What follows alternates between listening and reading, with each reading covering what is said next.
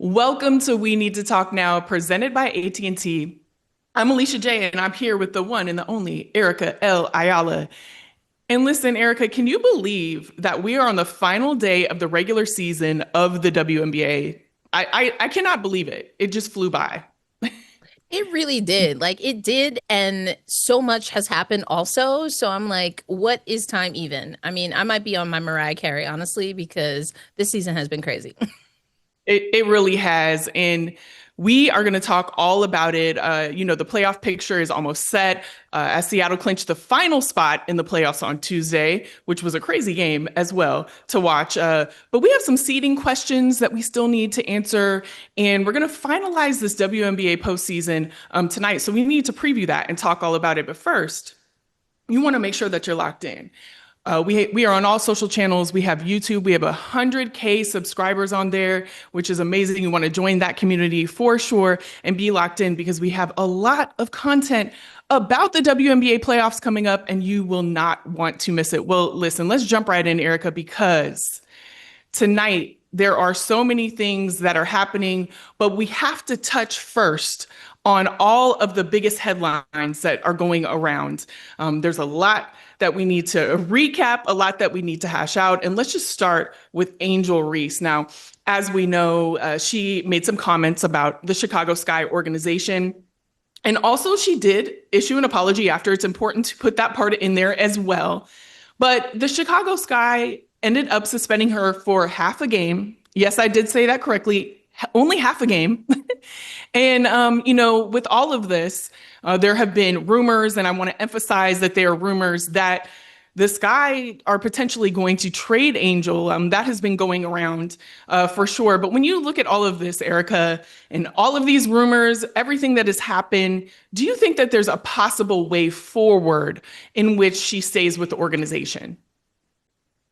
You know, I think everything that's transpired since her comments went public, it seems as though every day we get further and further from that being the case, from Angel Reese staying with Chicago. Now, that's interesting because this is only her second season, so that would mean she's still on a rookie contract. That would involve a trade, and then that means you have to get other teams involved, and it puts Chicago in a really interesting situation because if there are indications that Reese wants to move on, then from a business perspective, how does that work out with regard to what the trade value back is going to be? Because Angel Reese is expected to be and has every indication that she can be a star in the WNBA. I just think that Angel Reese, her comments and talking about the organization, I do think that it came from a place of wanting the organization to be better.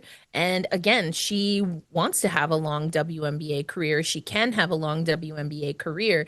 And so there are elements where I'm like, listen, you got to talk about things that aren't working, things that are going to make it more difficult for this team to be able to recruit players that can help them be successful because they have been struggling for several seasons now. The other part of this, and the part that I think is the contentious part, is what Angel Reese felt comfortable perhaps publicly saying about her teammates. Now, whether or not those were conversations internal or this was kind of news to the team, I don't think that we really know right now. That being said, I can understand a world in which, and we've already seen some players say that they didn't appreciate the comments. Elizabeth Williams also giving a different perspective, of course, and saying Angel Reese likely didn't mean any ill will. Reese has apologized, but that's the part here I think that people are kind of running with. And it's almost, in some ways, some of the conversations that I'm seeing, I think that we're almost forgetting what Reese's comments were rooted in, which is, again, that this organization has to be better. She wants it to be better. And there are things that she identified and things, quite honestly, that other people have identified in the past. We know that this is an organization that has run across issues and superstars they've lost because of some of the things that Reese said. So it's a very delicate balance, I think, right now. And I just don't see the organization, I should say, doesn't have a history necessarily of handling some of these things. But unfortunately for Chicago Sky fans in particular, and whomever is on that roster, they do have a history, Alicia, of superstars. And I do mean superstars, like first ballot Hall of Fame style superstars leaving Chicago.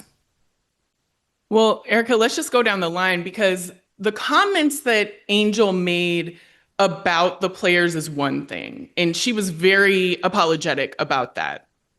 But when it comes to what she's talking about in the organization, Sylvia Fowles, Sylvia Fowles is one of those players that actually sat out because of what was going on in the organization in order to be moved and get traded. Elena Deladon is one of those players. Kalia Copper, Gabby Williams, and Courtney Williams. There's actually a clip going around where she talked about just the conditions of having to practice and, where they were living and those types of things. And so when it comes to what Angel Reese is saying about the organization, this is something that has been going on for years that needs to be addressed. It needs to be addressed, like, no matter who it's coming from and how they're saying it, you know that there are things in your organization that need to be changed. And we have seen this through players, their accounts, what is happening, and it's gone on for years. So it's not a thing that you can say, well, we're just catching up. You shouldn't be catching up. You've been knowing that this has been going on for a long time. The practice facility that you're building, the state-of-the-art practice facility, is very reactionary when you knew that there was something that needed to be changed a long time ago. And so I know that people, they're always going to have something to say about Angel because they do, unfortunately. But what Angel is saying needs to be listened to, and people in that organization need to act now rather than sitting on it and potentially with the rumors saying that they need to make a change with Angel. Angel is a star. Angel is somebody who is going to dominate this league for years to come. And not even to mention her play, which is stellar, but also the marketing and everything that Angel, she's about her business and what she does. And she brings a lot of eyes to any organization she's with. And so they need to do something about this. This isn't about Angel. This is about where you need to make changes. And so I really hope that instead of putting it on her, that they look back. It doesn't look that way based on what is happening, but I truly hope that that happens. Yeah, I'm with you But there. I'm with you there 100%. Like something has to happen. And again, you talked about the half-hearted suspension, like for a half, fam, like either go all or nothing. And I kind of feel like we could circle back and say maybe that's what needs to happen from a business perspective as well. All or nothing. right. Don't suspend me for half a game. Suspend me for a whole game or something. Like you want me to come in and play after you suspended me for half a game? I don't know. That's just the player in me. I'm good on that. But let's pivot from an organization that definitely needs to do something internal to Unrivaled. We just have to mention this. It's one of the biggest stories this week.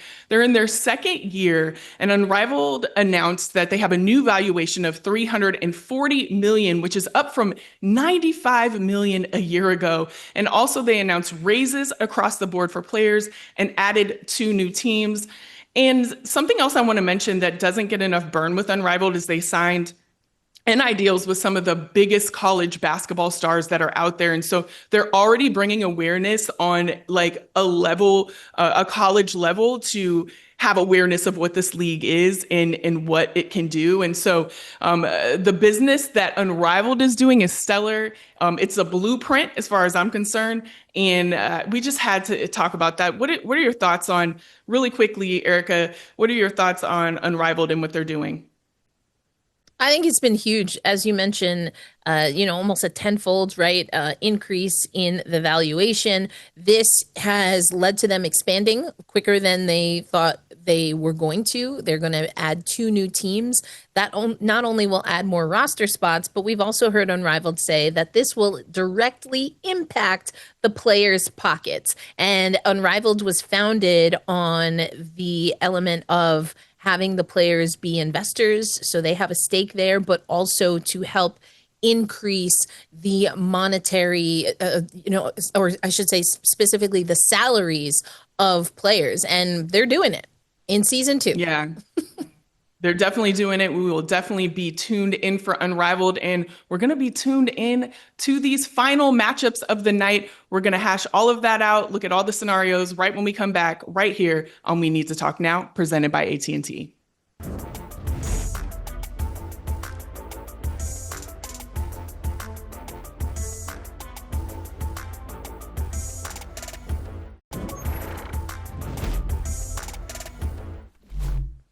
Welcome back to We Need to Talk Now, presented by AT&T. As we mentioned at the top of the show, today is the final day of the regular season for the WNBA. And we have some final matchups that we need to talk about and see what the impact on seeding will be as we go into these playoffs. So the Liberty are playing the Sky. The Liberty sit at 5. The Sky sit at 12. The Mercury are playing the Wings. The Mercury sit at 4 and the Wings are at 13. The Valkyries are at 7. Okay, come on, Valkyries, inaugural season. And the Lynx are at number 1, as they've been sitting at for a while now. Now, if the Valks win, they will be the 6th seed. If they lose, they will drop to the 8th seed. And then the Aces are playing the Sparks tonight. The Aces are number 3, and the Sparks are just outside of playoff contention at number 9. So the Aces have to beat the Sparks for the 2nd seed. And if not, the Dream gets it because they won over the Sun on Wednesday. Now, also, it's important to note that the Storm could be the 7th seed if the Valkyries lose. Now, Erica, I just said a lot of information. It's a lot packed into a little bit. But when you look at all of this, when you look at how Thursday night could play out, which teams do you think are going to get which seats? Ooh, this is really, really tough. I mean, what I think is going to happen versus what I want to happen are two very different things. You have the Valkyries taking on Minnesota. We've seen, though, the Lynx have started resting some of their stars. We know Nafisa Collier has been coming back from an injury. She did not play in their last game. So, you know, you always wonder about that. That being said, the Valkyries have not been able to figure out Minnesota. Not many teams have been able to figure out Minnesota this season. So I think that likely we're looking at the Valkyries in that 8 spot. That is not what I want to happen, though, Alicia, because if Seattle keeps that 8 spot, that means they play Minnesota and the tea will be boiling hot. Like, WNBA chats are going to be crazy if that happens. They have a split series. Minnesota winning 2 games, Seattle winning 2 games, and I don't know, Sky seems to get under the skin of the Minnesota Lynx pretty well, and she plays that villain role superbly. She lives for those moments, dancing on the logo, things of that nature. So that's what I would love to see in that matchup. And I think Seattle probably would feel good about that matchup. Now, when it comes to number 2, that's really, that's really an interesting dynamic there because the Aces are on a 15-game heater, right? So, like, losing, especially to a team that's on the outside looking in, doesn't seem likely.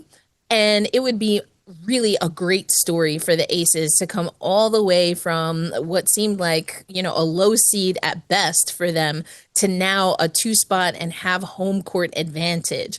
I think Atlanta is probably on the back foot in this situation because, again, the Aces have just been playing so well.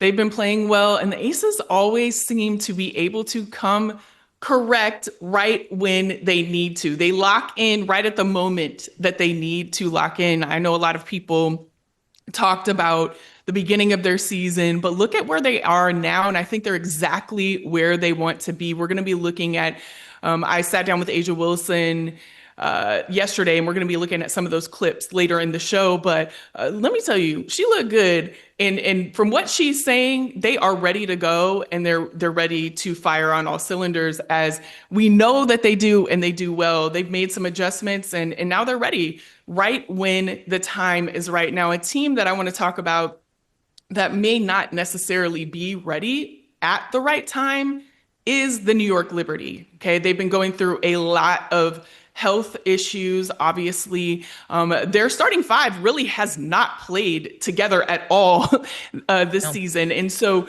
When you look at where they're at right now, going into this playoffs, what are your thoughts on, how far you think that they'll go? I mean, that's the biggest question in a lot of ways. I know we have so many scenarios that we have to figure out, but we do know that New York will be that 5 seed, and they are probably the biggest question mark here for me. Maybe Indiana alongside with them because Indiana has also dealt with injuries. This is the reigning champions going into the postseason looking to defend their title, and they're the 5 seed. Now, I know that WNBA fans know that a Chicago Sky team. We talked about Chicago. They have a lot of things to figure out, but what they did figure out, Alicia, is how to win their first ever championship going in as the 6 seed. So there is precedent for being a lower seed, not having home court advantage, and still finding your way to either the finals or winning it all. Phoenix is another team that we've seen come up from the bottom of the standings and really get to a competitive semifinals, finals. I mean, those were Sandy Brondello led teams, and she's now the New York Liberty coach. You mentioned the starting five. They are 11-0, the New York Liberty, when they're three of their starters in Sabrina Ionescu, Jonquel Jones, and Brianna Stewart all start and finish a game together with no injuries. They are 11-0. But they only have those 11 wins together, and they haven't played very much. The New York Liberty have seen more than 15 different rotations in a single season. This is a team that we only have 12 spots in the WNBA. And so there is a lot of creating chemistry on the fly. But what we have seen Sandy Brondello do, and other teams have started to do this as we march closer to the postseason, is shorten the bench. Now that Brondello finally has her starters healthy, you're starting to see her shorten the bench. I think it's going to be very interesting to see if she opts to have Kennedy Burke in that starting lineup in the postseason and have Emma Mieseman come in off of the bench to kind of help really boost the productivity from bench points. And so there are options here, but it's all about if this team can, and I've used this phrase before, can they easy bake oven their way with chemistry, right? Can they figure out a way to, on the fly, using a hockey term, to really get that coordination that they need? That was their problem in 2023 when they went up against the Aces. Kelsey Plum at the time said some things about how they may or may not feel about each other and if the love was there. But I think what just wasn't there was the chemistry. They hadn't had time to build that. They have done that. They won in 2024, and now that's been challenged once again. So they know how to do it. It's just a matter, Alicia, if there's enough time for them to do it so that they can get to a finals, because that's not guaranteed right now for the New York Liberty. Yeah, the timing is so crucial when it comes to this. We talked about the Aces before, and yes, they have had a season of ups and downs, and it ended on a 15-game winning streak, which is amazing. They're still playing, right? But they've had time to work out, through adversity. They've been working through adversity, and that's one thing that I don't think that the Liberty has necessarily had, especially with the starting five. They've just been so in and out and kind of all over the place health-wise that it's just, have they had enough time to gel and get that chemistry that they need to go far in the playoffs? So I guess we are going to see. And I just have to say too, what I want to see with any Seattle, whoever they end up playing, is that messy bun. When Skylar wears that messy bun and she just like rolls up, she doesn't slick it back with no water and gel. She be doing things, okay? I'm trying to see that, Erica. Hey, listen, sometimes you just got to go and just be like, you know what, forget about it. We go and, you could use another word that starts with the same letter if you want. But, sometimes you just got to go in and have it be about ball. And that's one thing that Skylar has brought to Seattle. I know some people find that part of her personality and her play style polarizing, but now you also have some other people with a little bit of sandpaper on that Seattle team, such as, Brittany Sykes, aka Slim, and Erica Wheeler. I mean, we talked about the drama in passing of that game to get them into the postseason. But I mean, Erica Wheeler is showing why she is a true vet, undrafted, still underrated. Even I was like, I don't know if it's gonna work in Seattle for Erica. Well, I guess we'll find out. No, she was like, no, sis, I got this. Don't worry about it. And so, that's a very scrappy team. They too, though, have had a lot of inconsistency, but not due to injury, just due to the fact that they haven't been able to close out games. So how is that going to look when Noelle Quinn is going to have likely an even shorter bench again going into the postseason? Is it going to be enough? Are some of those vets going to be able to step up and do whatever it takes, knock down, drag out, get it done? I guess we'll see. Well, we definitely will see. There's no guarantees on who is going to win tonight. We're going to be watching that play out, but we are going to have some guarantees that we're going to make coming up soon on our guarantee of the week. So make sure you stick around and lock in, and we'll see you when we get back after this message.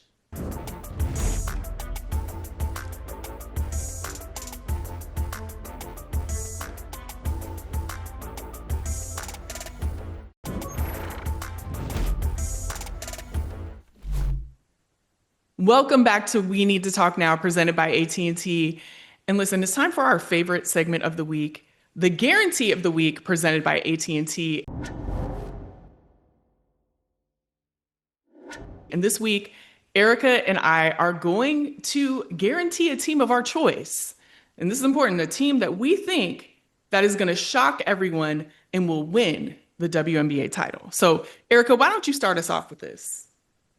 All right, y'all. I have gone on the record saying I don't really like making predictions because then people be trying to hold you to things that you said months ago. You know what I'm saying? But sometimes when I'm forced to make the predictions, I feel like the auntie vibes they be knowing something. And I did say that the Aces would make it back to the WNBA final. Now, y'all can go look over at CBSSports.com to see if I had them winning, but that's not the point I'm trying to make right now. The point is that I believed early that the Aces, particularly A'ja Wilson, were going to find a way to have a comeback. And it wasn't looking good early on, Alicia, but they have found a way. We've mentioned it a few times on a 15-game and counting winning streak. So yeah, the Las Vegas Aces have figured some things out. This is a team that is already a back-to-back champion. They have 2 titles, and A'ja Wilson not only looking like she's going to win another MVP, Alicia, but that she's ready to put this Aces team on her back. Already has and did, right?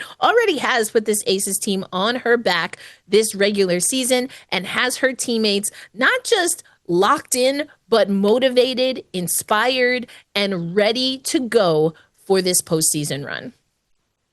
Well, Erica, I'm just going to strengthen what you're saying a little bit more because I sat down with A'ja Wilson yesterday, and this is what she had to say about the win streak and how the team is feeling going into the playoffs. Listen, to say that you are doing your thing is an understatement, okay? But the team is doing their thing too on a 15-game winning streak.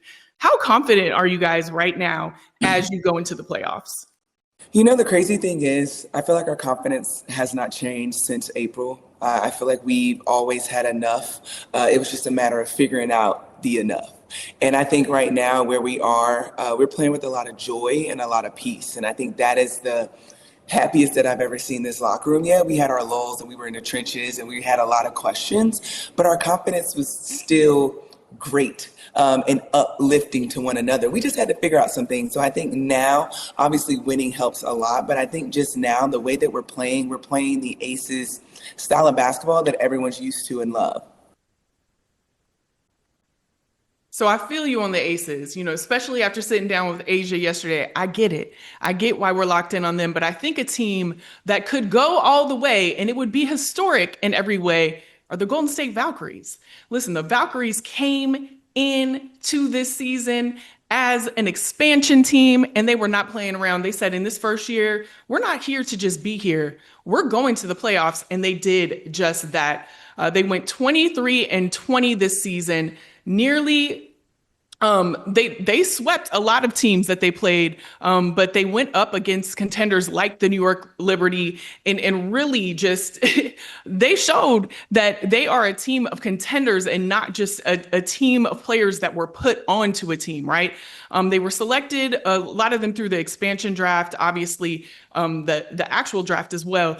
But this is a team full of players that have stepped up every single night. They let the main thing be the main thing. They weren't about who on the team is an MVP, who is this, who is that.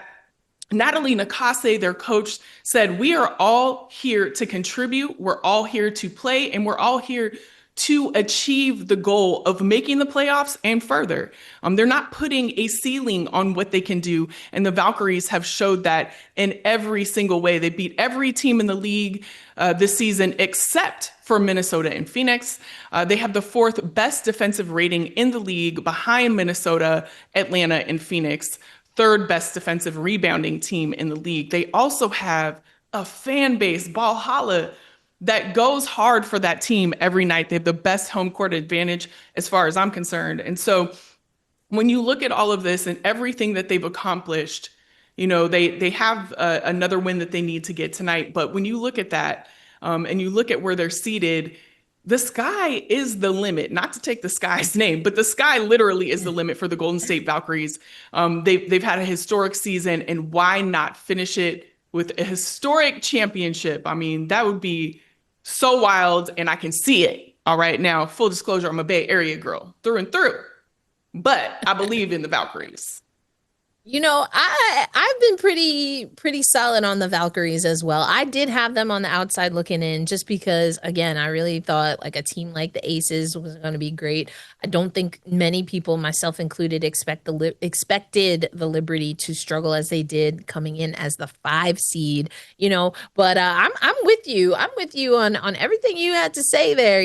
That would be wild. And also with more expansion teams coming all the way up through 2030, the Valkyries, I also cover hockey. Some of y'all know that. And so I'm very curious if the Valkyries are going to force the issue to maybe change up how we do expansion drafts, because we saw that in the NHL. We had the Golden Knights. They broke the code, right? And then the Seattle Kraken, the team that I cover now, they had a tough time trying to figure it out in expansion. And then now there's going to be a new collective bargaining agreement at some point in time. How will that impact the draft? Players like maybe even Angel Reese, who we've already talked about, on the board for all teams. Things like facilities being a part of the quote unquote arms race or trying to win free agency. There's a lot of factors that go into how to build contenders. And what I love about the Valkyries, you've already mentioned the environment, the atmosphere. I think we talked before on the show about ownership and the buy-in and really believing in women's basketball. But another thing that you have to go back to, and I will always go back to basics when it comes to all sports, is defense. Natalie Nakase has had a vision and was entrusted with the vision to have this be a hardworking team with no guarantees. They always believed in themselves, but there's no guarantee. And the fact that all of these players who effectively came from other places bought into that, I think that shows what is needed on a day in, day out when you're playing against some of the best players in the world, what you need if you really want to step up, be in the postseason. And so if they make a run knowing that they hang their hat on defense, I'm here for it. I'm here for it too, and we're certainly going to see how it pans out. Make sure you lock in with us because we're going to be covering all of this. We're going to be covering the runs, the playoffs, everything that is happening to get to that championship. So make sure that you lock in with us on all social channels and YouTube. And make sure that you lock in with us right now and stay right here, because when we come back, we're going to talk about the MVP race. So, get your popcorn, sit down. You're going to be part of this conversation because it's one that is happening on all levels, and we're going to get into it right when we get back here at We Need to Talk Now, presented by AT&T.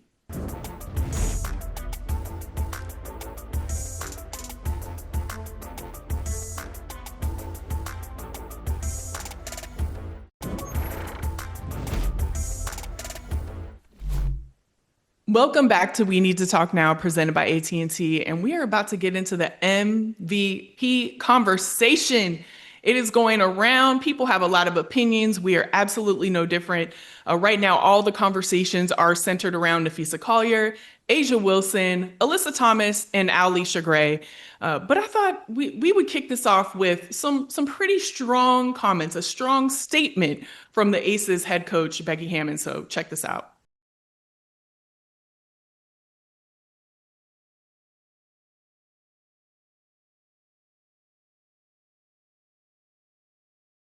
Well, first of all, I'm gonna say, do you see now why I don't be liking to make predictions? I don't want Becky coming for me. I don't want that smoke. I don't want it. I don't want it. No, jokes aside, I do think that what Becky said had some validity. I have never in any sport agreed that MVP is best player, best team. I think that discredits so many wonderful performances from players who, if you take them off their team, how do they perform? If you, as Becky was alluding to, compare their numbers to on a team that's not the best in the league at any given time compared to other people, are they competing night in and night out? I think it is an individual award, and as much as you can, there are metrics that you can look at to see how an individual is performing versus the field. So I'm with Becky on that. Now, she did throw some strays in there. I don't know, like Melissa Smith. I was like, oh, where'd she come from in this conversation? And then talking about feelings.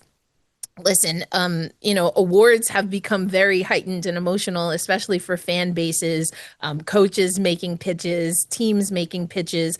And, there are things that people value more. I've said it multiple times. I love defense. I value defense. Defense is a very difficult metric to measure in almost any sport, because basketball is actually one of the easier ones, but you're effectively, if you're looking at someone who plays really good defense, you have to watch games. You have to see how they are able to stop and anticipate. And sometimes there just aren't metrics for one individual person being able to do that. But anyway, I'm gonna get back to MVP, I promise here. So what Becky said, I think does have validity looking at the numbers. What I think also we have to open up the conversation to, Alicia, is that people interpret numbers differently.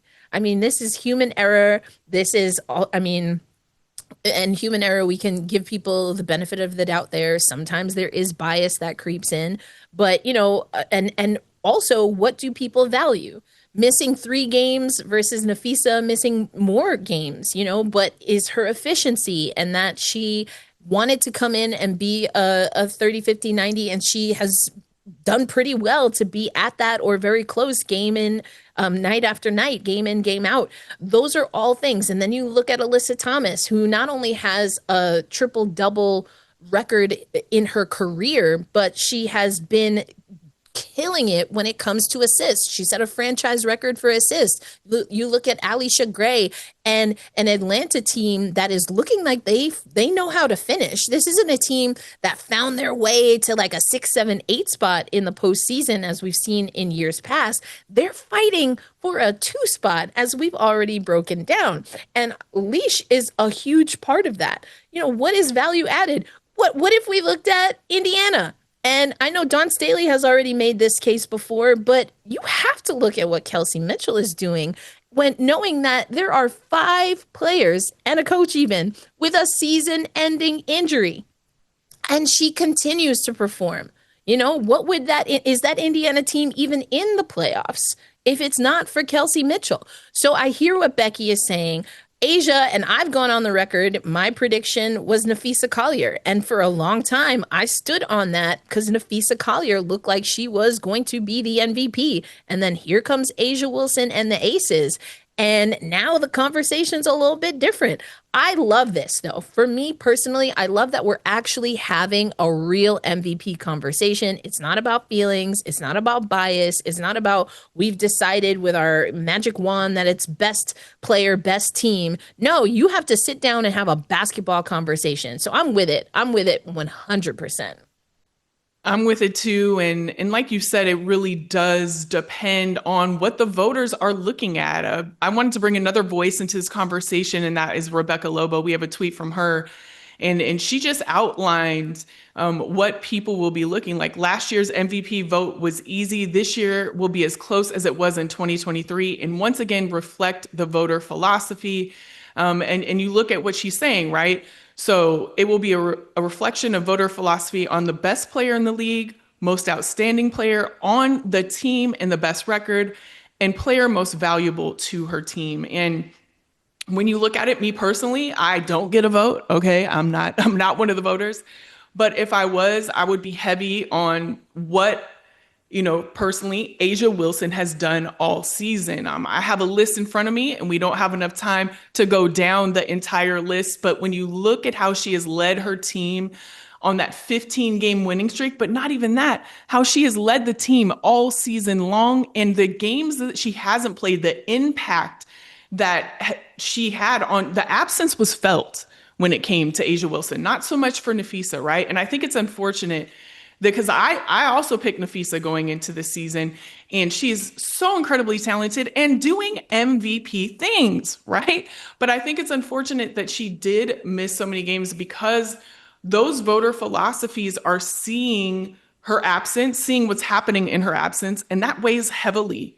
That weighs heavily into the final decision. And so it's going to be tight. It's going to be a hard one. And it really is, speaking to what Rebecca had said, it's going to go into what these voters really think weighs the most. But when you look at what Asia Wilson is doing, even, I talked to her about it yesterday as well. She's putting up MVP numbers, has been doing so all season, continues to break history, and is leading this team to the playoffs in the fashion of literally history as well, because they're on this winning streak. And so it's going to be interesting, Erica. This is not the last time we are going to be talking about this, but we had to bring it to the table because that MVP conversation is too hot right now. So the conversation will continue, and we're actually going to continue after this break. We're going to be talking about some of our legends, so make sure that you stay right there, and you will be back with us right here on We Need to Talk Now, presented by AT&T.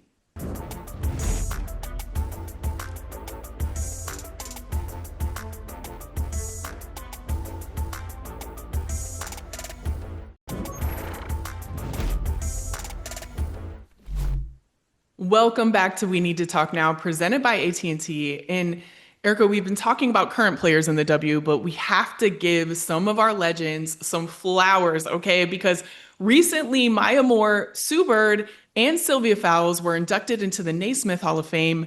And you know what? Since I got to sit down with Asia, who we are talking about being a GOAT and a legend right now in the game, I had to ask her what it meant to her to see them being inducted into the Hall of Fame and what they meant to her career. So take a look at this clip.